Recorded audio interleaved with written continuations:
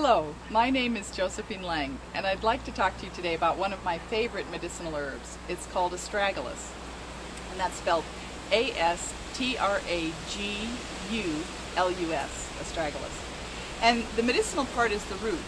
And what this particular medicinal plant is well known for is building the white blood cells in the body. And white blood cells, of course, that's our immune system. That's what helps keeps us strong and healthy. So astragalus is a wonderful herb to use to build our immune system. And I like to use it if I'm trying to really build the health of somebody or my own self. I'll alternate astragalus with echinacea. Most everybody has heard of echinacea. Well, echinacea is the herb that engages the immune system, but astragalus is the herb that builds the immune system. So if I'm working on a healing regime, I will alternate 2 weeks on astragalus, 2 weeks on echinacea. And I usually use the extracts when I'm making when I'm using medicinal herbs for healing. And so I'd like to share with you right now about how to make astragalus extract. And I have here some astragalus. The little grains, it's just chopped roots.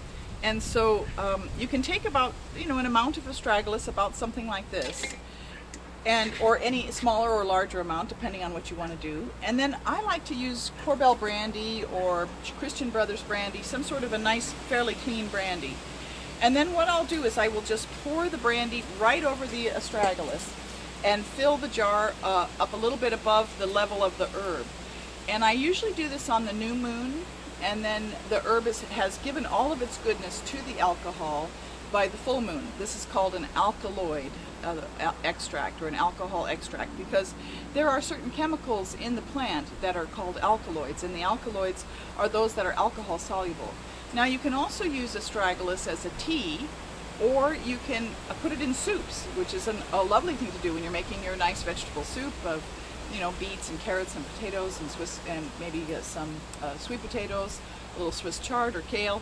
You can go ahead. The astragalus is not going to be very palatable in the soup because it's so woody, but you can put it in like a little muslin tea bag, and then you can go ahead and drop the tea bag in your soup, and then while you are simmering your soup for an hour or so, because astragalus does like to be cooked a long time, so you can even start the astragalus before you put the vegetables in for the soup if you care for your vegetables not quite so overcooked.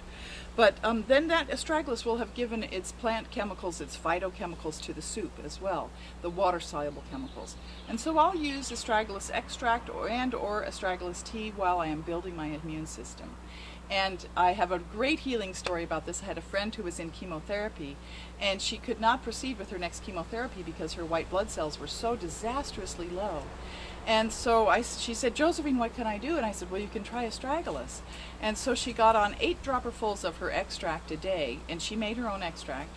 And within a week, her white blood cells levels were up to normal. So may you use and love this herb as much as I have, and may it serve you well. And please visit my website. It's stepintomagic.com. Thank you so very much. Bye for now.